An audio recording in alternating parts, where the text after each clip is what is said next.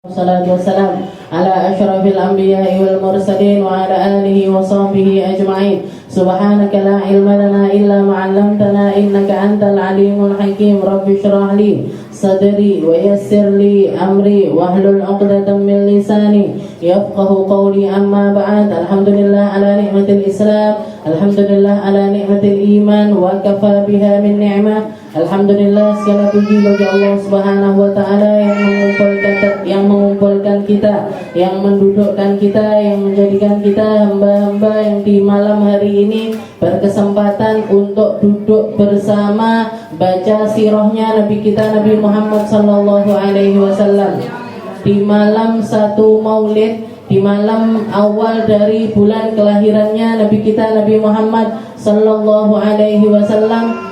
Kita baca perkara-perkara tentang Nabi untuk semakin mengenal tentang Nabi, sehingga cinta kita kepada Nabi juga semakin berkembang. Cinta kita kepada Nabi Muhammad SAW semakin indah. Dengan harapan hati kita juga semakin berbunga-bunga dengan perkara-perkara yang datangnya dari Nabi Muhammad. Karena sesungguhnya seseorang itu gak akan bisa lepas dari cinta terhadap sesuatu kecuali kalau cara paling gampangnya untuk lepas dari cinta terhadap sesuatu adalah dengan menggantinya dengan cinta yang lain. Jadi kalau orang mau move on dari cinta yang lalu, paling gampangnya adalah dengan cara mendapatkan cinta yang lain lagi. Nggih, napa mboten? Duh, kok sepakat ini? Bahasanya orang sekarang move on. Paling gampangnya itu dengan cara kita menggantinya dengan sesuatu yang lain. Maka ketika hadir di dalam hati kita ini cinta kepada Nabi Muhammad SAW, maka akan terkikis juga cinta-cinta kita terhadap sesuatu yang lain. Cinta kita terhadap dunia, cinta kita terhadap popularitas, cinta kita terhadap ketinggian nasab, cinta kita terhadap pengakuan-pengakuan, cinta kita terhadap perkara-perkara yang semacam itu akan terkikis dengan cinta kita kepada Nabi Muhammad SAW.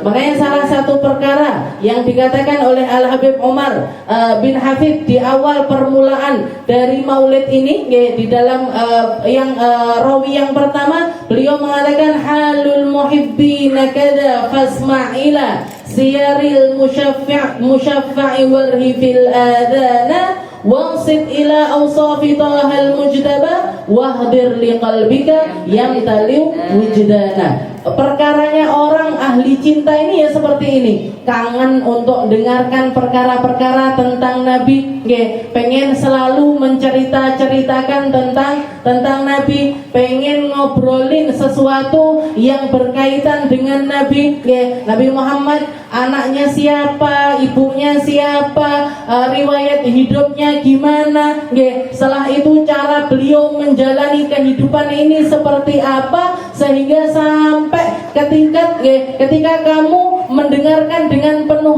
seksama, setelah itu kamu menyimaknya dengan antusias yang luar biasa, dengan hati yang penuh dengan kecintaan kepada Rasulullah SAW, yang seperti itulah yang akan yuzihu anil qulubir rana, katanya beliau, yang seperti itulah yang akan mengikis kerat-kerat keburukan yang ada di dalam hati kita. Perkara-perkara memangnya hati kita itu karatan semacam besi, iya. Kalau nggak terus ditempa, kalau nggak terus diopeni, kalau nggak terus dibersihkan, larut di dalam keburukan-keburukan tersebut, larut di dalam kecintaan-kecintaan selain cinta yang diridhoi oleh Allah Subhanahu wa taala, lama-lama akan ada bercaknya. Makanya di dalam salah satu hadis Nabi Muhammad itu mengatakan, sesungguhnya hati anak Adam itu laksana kertas yang warnanya putih. Ketika dia bermaksiat, ada ada satu titik hitam di situ. Ketetesan keburukan lagi, ada titik hitam lagi, titik hitam lagi, titik hitam lagi. Orang nggak istilahnya karena nggak pernah ditaubati, karena nggak pernah dia ini berubah dari hal tersebut, nggak pernah menyadari tentang dosa-dosa tersebut. Lama-lama seluruh kertas putih ini tadi berubah jadi hitam.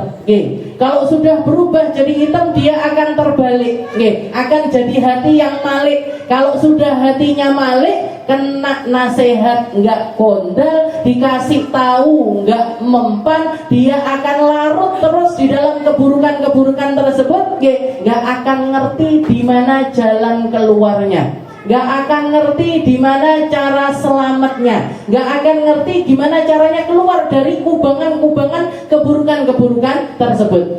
Makanya yang kita tidak inginkan adalah hal semacam itu. Makanya kita ini nggak memungkiri, di dalam hati hari-hari kita ini engkau maksiat neh, lupa lagi, lalai lagi. Tapi gimana ini kalau kita terus hidup dalam keadaan yang semacam ini? Gimana? Nggak apa-apa. Ikuti aja dengan keburukanmu itu kebaikan. Wa atsbi'il sayyi'atal hasanata tamhuha. Ikuti keburukanmu itu dengan kebaikan, niscaya keburukan ini akan terhapuskan.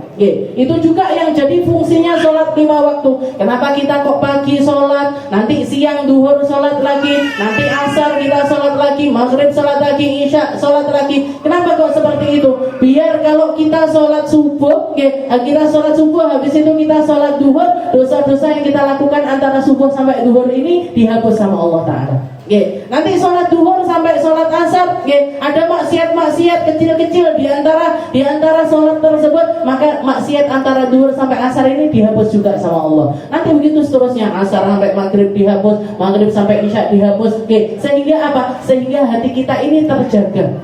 Enek titik ireng dihapus lagi, ada titik hitam lagi digosoki lagi, distipu lagi, dibersihkan lagi, sehingga nggak sempet hati kita ini nggak sempet jadi sahifah sauda, nggak sempet jadi kertas yang berwarnanya penuh dengan kehitaman. Nggak sampai hitam, nggak sampai kotor semacam itu sudah kita bersihkan. Hati-hati yang semacam inilah yang masih bisa diselamatkan. Hati-hati semacam inilah yang kalau nerima nasihat dia terima, terbuka pikirannya, nyadari tentang kesalahannya, mau untuk minta maaf, mau untuk berubah, mau untuk keluar dari kubangan-kubangan kesalahan-kesalahan tersebut, sehingga dia menjadi manusia yang lain lagi. Lain lagi gimana Ustaz? Apa berubah rambutnya? Yang enggak gitu juga. Tapi rohnya dia berubah. Ketika dia melanggengkan atau menjadi seseorang yang selalu dalam keadaan yang semacam ini, dia akan terus berubah, terus terselamatkan. Ini yang dinamakan dengan tazkiyah. Ini yang dinamakan dengan tazkiyah, pembersihan diri. Pembersihan diri. Dan salah satu fungsi terutusnya Nabi Muhammad SAW adalah untuk membersihkan manusia. Bersihkan manusia dari dosa-dosa, bersihkan pikiran mereka, bersihkan hati mereka, bersihkan keadaan dirinya agar dia hidup menjadi orang yang bersih. Setelah itu mati dalam keadaan bersih, di akhirat pun akan dikumpulkan bersama orang-orang yang bersih. Orang-orang yang bersih ini nanti yang akan nikmati telaga haudnya Nabi Muhammad SAW. Maka salah satu perkara yang sering kali harus kita ingat, kalau kita sedang berusaha memaksakan diri untuk ada di dalam jalan ketakwaan, sholat pokoknya sholat dhisik, poso pokoknya poso dhisik. Saya mau jadi saya orang yang nggak sabar, disabar-sabari. Saya orang yang nggak bisa bersyukur, berusaha untuk bersyukur. Berusaha untuk selalu menjadi orang-orang yang semacam itu. Kita ingat-ingat apa yang dikatakan sama Nabi Muhammad SAW, isbiru. Isbiru, jadilah kalian ini orang yang sabar. Sabar di dalam ketaatan, sabar di dalam meninggalkan maksiat, sabar ketika tertimpa musibah. Sabar satu diiringi dengan sabar yang yang lainnya, melakukan perkara yang satu dengan keterpaksaan, tapi kita nyari ambil apa seperti yang dikatakan sama isbiru, isbiru. Sampai kapan ini ya Rasul? Kita sabarnya ini sampai kapan? Hatta tulqu alayya indal haud, sampai kalian ketemu dengan saya nanti di pinggir telaganya Nabi Muhammad sallallahu alaihi wasallam. Di pinggir telaga Al-Kautsar.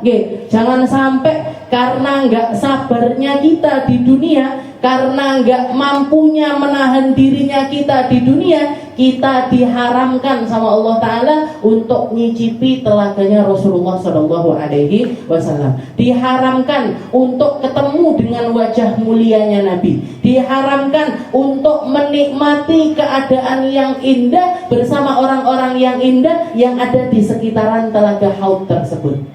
Yang ada di telaga. Jadi kalau kita lagi malas-malas, lagi kita nggak enak, bos capek ini itu dan lain sebagainya, isbiru. Ingat-ingat, taruh di telinga kita, isbiru, yang sabar, hatta tulqu alayya indal haud, sampai kalian nanti ketemu saya. Nggak pengen ketemu saya, nggak pengen bareng-bareng sama saya, nggak pengen nikmati air dari tangan-tangan mulianya Nabi, nggak pengen diladeni sama Rasulullah Sallallahu Alaihi Wasallam, nggak pengen jadi orang-orang yang besok nanti memandang orang-orang mulia diharamkan dari memandang orang-orang yang enggak mulia. Yang enggak mulia di mana tempatnya? Jauh di sana.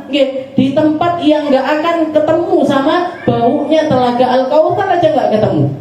Kalau kita jadi orang yang enggak sabar, enggak mau istiqomah di dalam kebaikan, hal-hal yang semacam ini nantinya akan diharamkan oleh Allah Subhanahu wa Ta'ala. Na'udzubillahi min dzalik. Jadi isbiru hatta tulqu alayya indal haud.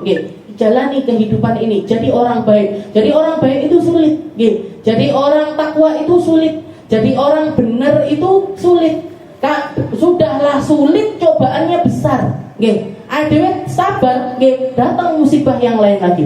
Tambah sabar lagi, tambah besar lagi musibahnya. Tambah sabar lagi, ditambahi terus sama Allah Ta'ala musibahnya. Karena memang orang-orang yang dicinta sama Allah Ta'ala adalah mereka-mereka yang paling besar balak serta musibahnya.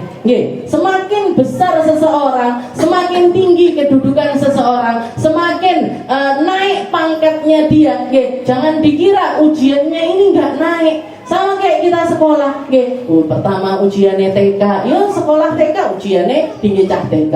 Naik ke SD, ujiannya anak SD. Naik ke SMP, ujiannya anak SMP. Gak mungkin anak TK dapat ujiannya anak kuliahan, gak mungkin. Gak lucu juga anak kuliahan dapat ujiannya anak TK.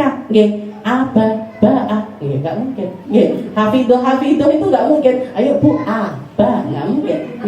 Dia tesnya levelnya sudah lain, tesnya levelnya nanti hafidh Al-Quran masih lagi ada belajar qiraah 1, qiraah 2, qiraah 3 sampai qiraah sab'ah, nanti qiraah sab'ah naik lagi sampai qiraah asyrah, dan ilmunya Allah Ta'ala ini kalau digali terus-terusan nggak akan ada batasannya. Begitu juga manusia, ketika kita naik derajat musibahnya double, musibahnya double. Jadi jangan dikira, oh pokoknya ini aja aku ndak usah dadi wong sabar-sabar ritek, wong sabar iki cobane akeh, yo wes berarti kamu pengen nggak naik kelas terus-terusan, pengen ada di kelas itu terus, terus ada di dalam kelas amatiran. Jadi semakin kita naik, semakin kita berumur, semakin kita tinggi derajatnya di sisi Allah Ta'ala, cobaan-cobaan dari Allah Ta'ala akan silih berganti datang.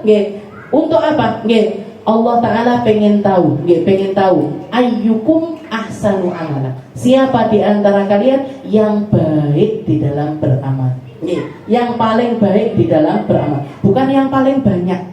Kita ini nggak banyak-banyakan sholat, nggak banyak-banyakan puasa, nggak banyak-banyakan sedekah, tapi baik-baikin sholat, baik-baikin puasa, baik-baikin sedekah. Karena yang dicari sama Allah Ta'ala kualitasnya, bukan kuantitasnya. Bukan berapa banyaknya kita. Apa nggak boleh berarti kalau kita hitung-hitung? Nggak apa-apa. Itu untuk tadribun nafas. untuk latihan dirinya pakai nominal nggak apa-apa, nggak masalah. Tapi di samping itu yang dilihat sama Allah Ta'ala adalah ayyukum ahsanu amala. Makanya kita baca maulid ini, kita niati di malam pertama bulan maulid ini, di hari pertama malam 1 Rabiul Awal, dan kalau sudah pergantian harinya untuk tanggal hijriah itu mulainya maghrib. Berarti hari ini sudah tanggal 1 maulid. Sudah tanggal 1 maulid. Dan saya ngikuti apa yang dilakukan sama guru-guru saya. Dulu waktu di Dalwa, kalau sudah masuk bulan maulid sama Hubabah Khadijah, sama Ustazah Khadijah, disuruh baca maulid setiap hari. Setiap malam kita baca maulid. Nanti malam pertama misalkan tiba, besoknya azab, besoknya lagi barzanji, besoknya lagi maulid habsyi. Nanti kadang-kadang bahkan sekarang maulidnya Sayyidah Fatimah juga dibaca, maulidnya Sayyidah Khadijah juga dibaca. Setiap hari sampai akhir maulid baca maulid. Di Hadramut lebih ekstrim lagi. Di Hadramut lebih ekstrim lagi. Kalau kita buka radio, kita akan ketemu setiap waktu itu ada orang baca maulid. Pagi, siang, sore, malam, tengah malam pernah saya nyoba tengah malam buka radio. Ada orang baca maulid tengah malam. Tengah malam itu baca maulid. Dengan berbagai macam versi. Bahkan dikatakan, saya pernah dengar di Hadramut itu ada satu orang ngarang buku maulid. Ini mungkin maulid-maulid yang nyampe ke kita ini kan yang terkenal. Yang terkenal Maudibah, Azab, Barzanji dan lain sebagainya. Mau di sana itu bahkan maulid yang enggak terkenal itu juga dibaca. Ada orang bikin maulid, ada orang bikin buku maulid itu nggak pakai satu huruf pun yang ada titiknya. Jangan bayangkan. Nah ini kan kita baca maulid misalnya, wallahi ma dzanya sudah ada titiknya. Dzukirul habib, baknya ada titiknya, yaknya ada titiknya, baknya juga ada titiknya lagi. Ini huruf hijaiyah ini. Jadi ada orang bikin maulid biar ada seninya, pakai seni. Dia orang seniman, orang nggak mungkin orang bisa ngerangkai kata-kata semacam ini kecuali memang mereka yang punya kapasitas di dalam hal tersebut. Jadi dia bikin maulid nggak pakai huruf yang ada titiknya. Tapi ya jadi bagus, jadi indah. Jadi indah. Kalau sudah di tangannya orang yang kreatif itu semuanya jadi indah. Jadi di sana pagi, siang, sore, malam baca maulid. Nanti setiap di Darul Mustafa, di Darul Zahra setiap hari juga baca maulid. Bahkan nanti baca maulid gitu baca maulid habis maghrib. Nanti jam 10, jam 9 baca maulid lagi. Baca maulid lagi. Nanti ada pentas dari setiap kamar. Ayo bikin apa, kreasi apa untuk ngasah kemampuan kita di dalam berkreasi di dalam dakwah. Karena dakwah ini harus ngikuti zaman. Orang dakwah itu harus selalu ngikuti zaman, harus ngikuti perkembangan, harus ngikuti dengan keadaan. Dilatih sama guru-guru kami untuk ayo bikin apa, biar orang-orang ini tertarik untuk kenal Islam. Orang kalau sudah tertarik, kenal dulu, tertarik dulu, habis itu kenal, habis itu menyelami, habis itu paham, habis itu dia akan menikmati kenikmatannya jadi orang yang bertakwa. Orang kalau sekilas ngelihat orang Islam ini kan kayak capek banget, sholat bendino ping 5, engko sing ngaji, Ramadan sebulan penuh dia berpuasa, masih ada kewajiban zakat, harta dia yang nyari sendiri, dia yang berlelah-lelah, bercapek-capek di dalam mencarinya, 2,5%-nya masih harus disedekahkan. Kan orang pertama ngelihat, apalagi kalau perempuan, kok koyok sumu banget, jilbaban lah, engko sing gawe tumpuk-tumpuk klambine. Kan orang lihatnya itu sekilas itu kayak capek gitu jadi orang Islam. Makanya gimana caranya kita masuk ke dalam orang-orang yang semacam itu? Dengan hikmah, dengan kreasi, dengan sesuatu yang bikin mereka tertarik. Tertarik dulu. Setelah tertarik nanti kenal. Habis kenal nanti bakalan terasa nikmatnya jadi orang Islam. Nikmatnya jadi orang Islam. Jadi yang jenengan rasakan hari ini sebuah kenikmatan yang banyak manusia, ribuan manusia, bahkan mungkin jutaan manusia diharamkan oleh Allah Ta'ala dari perkara tersebut. Nah ini adalah sebuah nikmat yang besar, sebuah nikmat yang luar biasa.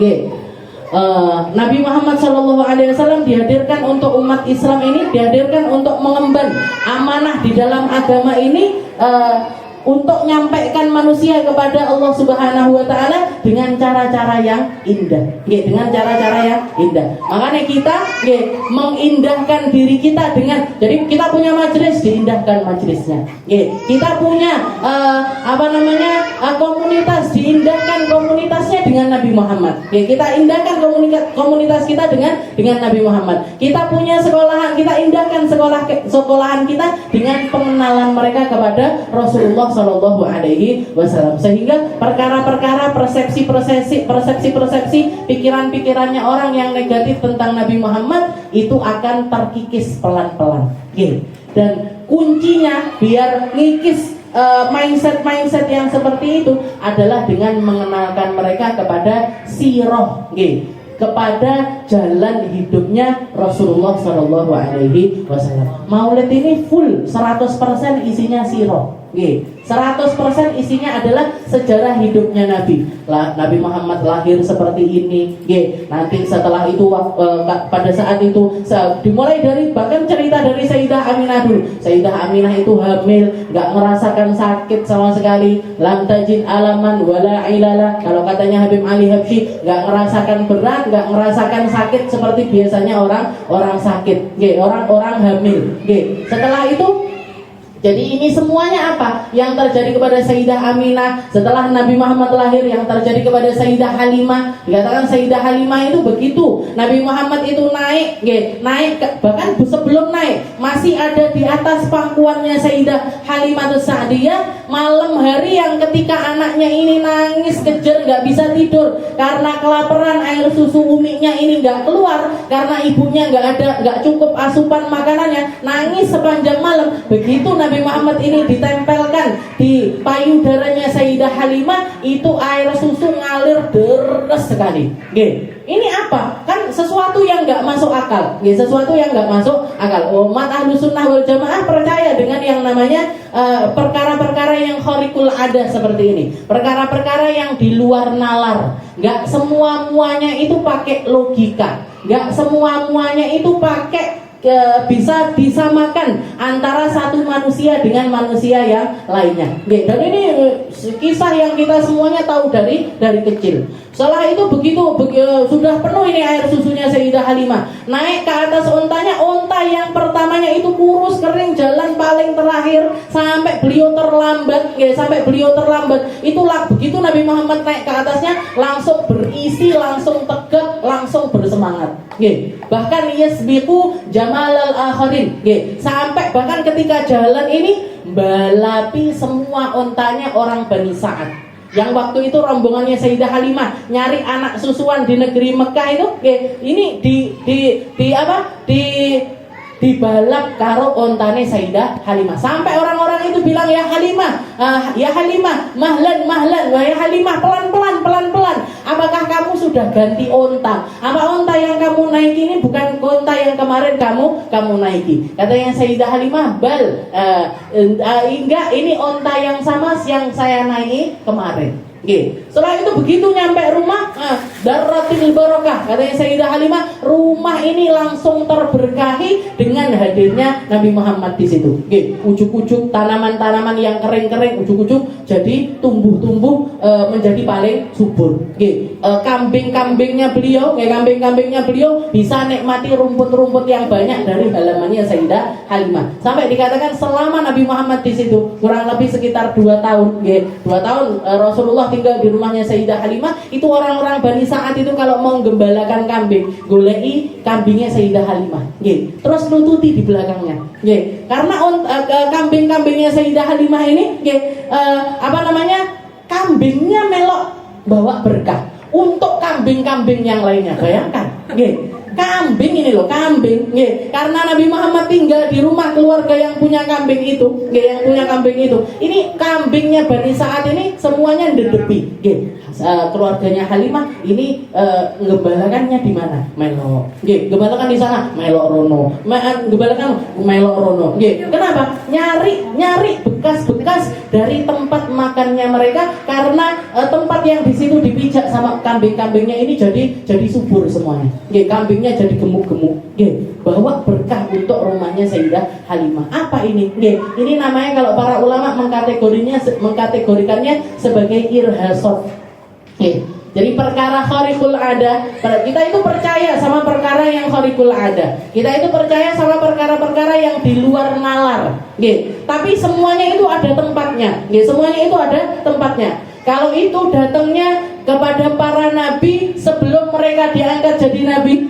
Jadi kalau itu terjadi kepada para nabi tapi sebelum mereka diangkat menjadi nabi, seperti yang terjadi sama Nabi Muhammad, yang terjadi kepada Nabi Allah Musa, yang terjadi kepada Nabi Allah Isa, ngomong waktu masih kecil dengan lisan yang fasih. Diabadikan kalimat tersebut di dalam Al-Quran. Inni Abdullah ataniyal kitab wa ja'alani mubarakan aina ma kuntu wa awsani bis salati waz zakati ma dumtu hayya wa warram biwalidati. Jadi Nabi Isa itu ketika masih bayi baru beberapa hari langsung ngomong dengan lisan yang fasih, saya ini hambanya Allah, nanti dikasih kitab sama Allah. Allah Ta'ala menjadikan aku bawa berkah dimanapun aku berada. Nanti aku jadi orang yang berbakti kepada orang tuaku, kepada ibuku. Nanti aku dapat wasiat dari Allah Ta'ala untuk melaksanakan sholat, untuk melaksanakan zakat. Apa ini yang terjadi kepada nabi-nabi padahal mereka masih belum diangkat menjadi nabi? Namanya adalah irhasot. Namanya adalah irhasot. Nanti setelah diangkat jadi nabi namanya mukjizat. Setelah diangkat jadi nabi namanya adalah mukjizat. Nah, yang terjadi kepada orang-orang soleh, orang-orang yang istiqomah di dalam ketakwaan mereka, yang istiqomah di dalam kebaikannya mereka, yang istiqomah dengan syariat-syariatnya kepada Nabi Muhammad SAW. Ini apa ini? Terjadi sama wali-walinya Allah, sama orang-orang soleh terdahulu. Ini namanya adalah karomah. Karomah. Para sahabatnya Nabi banyak yang kelihatan karomahnya, banyak yang kelihatan keramatnya. Kalau orang Jawa keramat. Keramat. Sayyidina Umar pernah nulis surat untuk Sungai Nil, di mana orang-orang Mesir zaman itu banyak di antara mereka itu yang percaya sama tumbal. Jadi Sungai Nil itu kalau mau airnya deres terus, kalau mau airnya ngalir dengan deres terus, setiap tahunnya harus dilemparkan seorang perempuan yang masih perawan. Dilemparkan ke sungai itu, dibunuh, istilahnya dibunuh, dipersembahkan untuk dewanya Sungai Nil itu tadi. Dia masuk ke zaman kekhalifahannya Sayyidina Umar, Mesir ada di bawah di bawah kedaulatannya agama Islam, sudah ditaklukkan sama agama Islam. Nulis surat Sayyidina Umar. Nulis surat. Ya, di dalam surat itu dituliskan, wahai Sungai Nil, ittaqillah, bertakwalah kamu kepada Allah sebagaimana aku bertakwa kepada Allah. Bertakwalah kamu kepada Allah sebagaimana aku bertakwa kepada Allah. Jangan jadi jalan maksiatnya orang, jangan jadi jalan orang berlaku kemusyrikan. Dilemparkan ke sungai. Bayangkan dilemparkan ke sungai, air deres langsung keluar. Sampai sekarang nggak ada ceritanya Sungai Nil itu surut, nggak pernah. Karomahnya siapa? Karomahnya Sayyidina Umar. Sahabat-sahabatnya Nabi banyak yang kelihatan karomahnya. Orang-orang soleh, para tabiin banyak yang kelihatan karamatnya. Bahkan sampai orang-orang yang terdekat, istilahnya orang-orang zaman akhir-akhir pun akan selalu ada mereka-mereka yang terlihat keramatnya. Tapi keramat ini, orang yang bisa dikatakan punya keramat ini, yang harus kita lihat adalah orangnya seperti apa. Gak semua orang keramat, Bu. Gak semua orang yang bisa melakukan hal-hal semacam itu keramat. Karena setan yo iso Dajjal nggih bisa. Nanti Dajjal itu di akhir zaman bisa menghidupkan orang mati, menyembuhkan orang yang orang yang sakit parah, nggih. Orang mati dihidupkan sama Dajjal. Nggih, orang sudah mati dihidupkan lagi, mati lagi dihidupkan lagi, mati lagi itu Dajjal bisa. Nggih. Berarti apa? Kalau dari orang-orang yang istiqomah di dalam kebaikan mereka, di dalam ketaatan mereka, baru itu namanya adalah karomah. Nggih. Kalau bukan namanya apa? Kalau dari orang-orang yang punya ilmu kebatinan, punya ilmu yang sesat-sesat, itu namanya perdukunan. Nggih. Iku jenenge dukun, nggih. Iso ngirim paku ning gone mlebu ning gone kulite wong, nggih, masuk ke perutnya orang. Apa ini? Keramat iki dibae Pak dukune. Itu keramat, Bu, nggih. Ini namanya sihir, nggih. Namanya adalah sihir dari orang-orang yang punya ilmu-ilmu sesat, itu namanya sihir. Ada juga yang namanya istidraj, ada juga yang namanya ihanah, nggih. Istidraj ini apa? Sesuatu yang enggak masuk akal yang Allah Taala berikan kepada seseorang sebagai bentuk istidrajnya mereka. Istidraj itu dilulu bahasanya itu. Gampangnya itu dilulu. Dikasih terus sama Allah Taala, nggih. Dikatakan kenapa? Biar dia puas hidup di dunia, biar Allah Ta'ala nanti juga puas mengadabnya di akhirat. Oke, naudzubillah min dzalik. Oke, jadi kalau kita lihat orang-orang non muslim itu rata-rata dikasih dilulu sama Allah Ta'ala. Pengen kekayaan, dikasih kekayaan. Pengen jabatan, dikasih jabatan. Pengen popularitas, dikasih popularitas sama Allah Ta'ala. Sehingga mereka terlena, terlena dengan semua hal tersebut, sehingga terus maksiat. Makanya kalau ada orang bilang dia orang nggak tahu sholat tapi kok rezekinya lancar, bisa jadi itu namanya istidraj. Kok dia orangnya nggak tek api, nggak tek soleh, nggak tek baguslah amaliannya sama Allah Ta'ala, tapi kok jaluk dongo dikei, nggih. Ya Allah nyuwun anak itu anak, nggih. Ya Allah nyuwun rezeki itu rezeki. Ini apa namanya? Istidraj. Sama seperti yang Allah Ta'ala berikan kepada Fir'aun, nggih. Fir'aun itu dilulu sama Allah Ta'ala. Seumur hidup nggak pernah sakit. Lara untunya nggak tahu, nggih. Bayangkan, sakit gigi nggak pernah, pilek kalau nggak pernah, demam aja nggak pernah Fir'aun itu. Seumur hidupnya dia dengan kekuatannya, dengan hartanya, dengan jabatannya, dia nggak pernah dapat keburukan sama sekali. Apa ini yang diberikan Allah Ta'ala sama Fir'aun? Istidraj, dilulu sama Allah Ta'ala. Puas-puas saja kamu, puas, silahkan berzina, silahkan judi, silahkan menikmati harta, silahkan makan yang haram, silahkan bikin keputusan-keputusan yang nggak masuk akal. Ini undang-undangnya Fir'aun ini undang-undang paling nggak masuk akal. Sama kayak yang dipakai sama orang-orang Yahudi sekarang. Netanyahu itu, bunuhi orang sekian puluh ribu orang, dan dia menganggap dirinya ini nggak bersalah. Ini Fir'aun ini kayak gitu. Lah kuat dia karo mimpiku. Yo wes, anak-anak kecil-kecil, bayi-bayi, ibu-ibu hamil, kalau lahir anaknya laki dibunuh. Lahir bayi laki-laki dibunuh, bayi laki-laki dibunuh.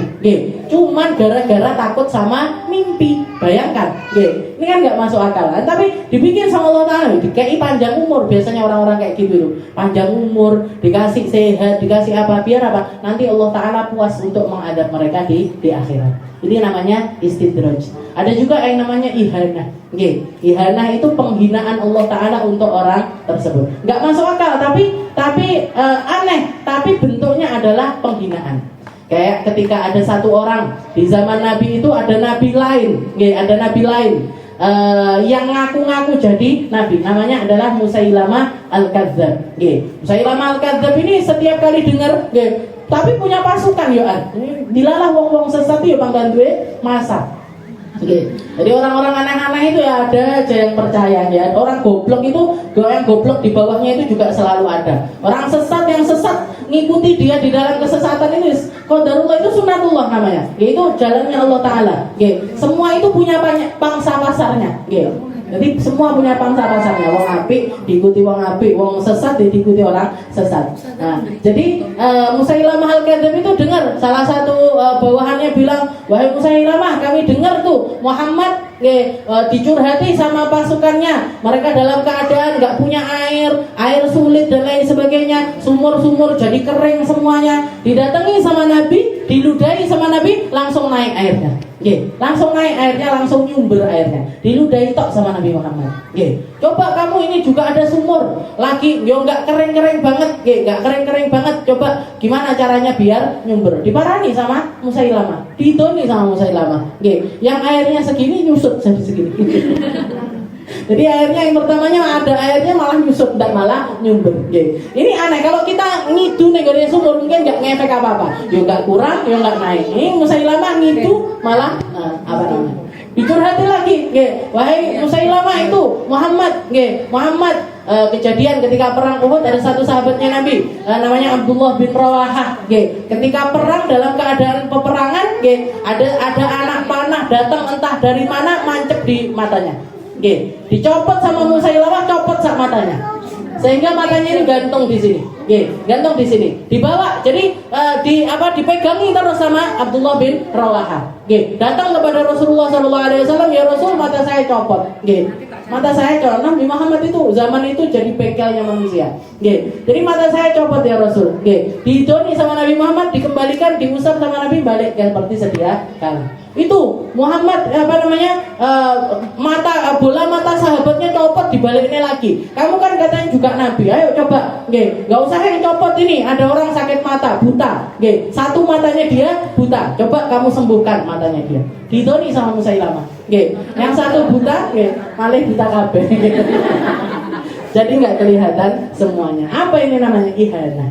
Namanya adalah ihana. Jadi kalau kita melihat orang aneh-aneh kayak gitu nih, nggak usah heran, Bu. Habib Abdullah bin Alawi Al-Haddad di dalam risalah Mu'awanahnya mengatakan, nggak usah heran kalau melihat ada orang bisa terbang di atas langit, bisa jalan di atas sungai, bisa jalan di atas air dan lain. Nggak usah heran, karena Dajjal pun bisa melakukan hal yang semacam itu.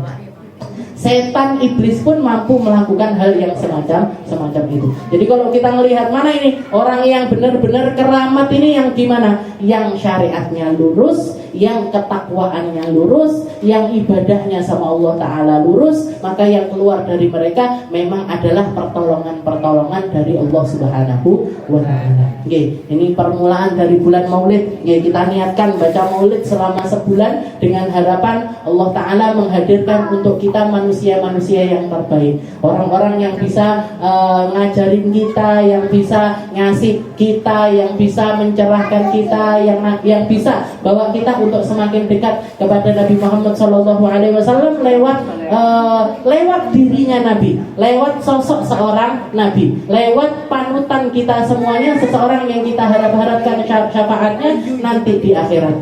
Dan semoga berkah dari bulan Maulid ini kita jadi orang-orang yang pikirannya terbuka, yang hatinya terbuka, yang dikasih sama Allah Ta'ala kelapangan hati, dikasih sama Allah Ta'ala keluasan pikiran, dikasih sama Allah Ta'ala jalan-jalan ketakwaan, dan dimampukan untuk melaksanakannya, dimampukan untuk melakoni, dimampukan untuk terus bersabar menghadapi setiap perkara-perkara yang datang di dalam kehidupan kita. Kita ingat-ingat hatta tulqu alayya indal haud, sampai nanti kita bertemu dengan Rasulullah SAW, pemimpinnya orang bertakwa, pemimpinnya orang ahli syukur, pemimpinnya orang ahli sabar, pemimpinnya manusia-manusia yang memiliki hati dan juga pikiran yang mulia. Dan semoga kita, anak cucu kita, orang tua kita, orang-orang yang kita sayangi tidak diharamkan dari kebaikan-kebaikan yang semacam ini. Dikasih kesempatan untuk jadi orang baik, dikasih kesempatan untuk mikir yang baik, dikasih kesempatan untuk